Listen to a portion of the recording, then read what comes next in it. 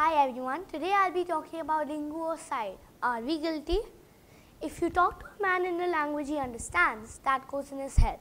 If you talk to a man in his language, that goes in his heart, said Nelson Mandela. I'm the new boy. This academic year, I shifted from an international school to Jamnabai Narsee school. When I entered the school, the surroundings and environment were excellent. Well, I was kind of missing the air conditioning, but my mother said it was healthier to stay in natural environment. My second challenge I got talked into by my mom was to take up Gujarati as my second language after English. Now, my new classmates were learning this language from the first standard, and I had to start learning Gujarati from scratch when I had no interest in it and no one in my family knew how to talk or even write. Apart from my younger brother, who was the first one to start learning Gujarati in many generations. Once again, my mother sat me down and explained me how important it is to keep our languages alive. You know there are an estimated 6,000 languages spoken worldwide today, and half of the worldwide population speaks the 8 most common.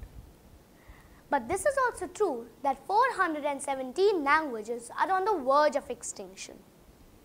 While some argue that the world would be a better place if everybody spoke in English, we believe that the world would be profoundly impoverished by the reduction of distinct languages and cultures.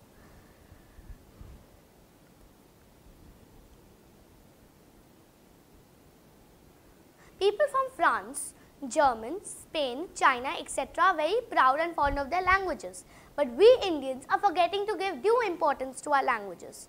For instance, these days Gujaratis don't know Gujarati, Maharashtrians don't know Marathi, Punjabis, Sindhis, etc. don't know their mother tongues too, especially when it comes to writing. With the coming of internet and visual media, the vernacular medium schools are closing down and the vernacular language newspapers are going leaner and less in number. It seems that rather than us mastering English, English has become our master.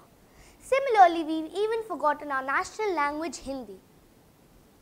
While India became geographically free, we are still slaves. The Anglo slaves who are proud to speak in chaste English and look down upon their natives and their indigenous languages. And people speaking in indigenous languages now feel inferior and have become wannabe English Indians. Many people will ask, how do we communicate with each other across India if there is no English? Before the British had come, did Indians not travel within and outside of India for trade? And if they did, how were they communicating? Well, we had Sanskrit then. Imagine 14 universities in Germany are teaching Sanskrit. I think it's very interesting that our schools are introducing new foreign languages like Spanish, German, French, etc. But it is definitely saddening that our pride Sanskrit has been left out.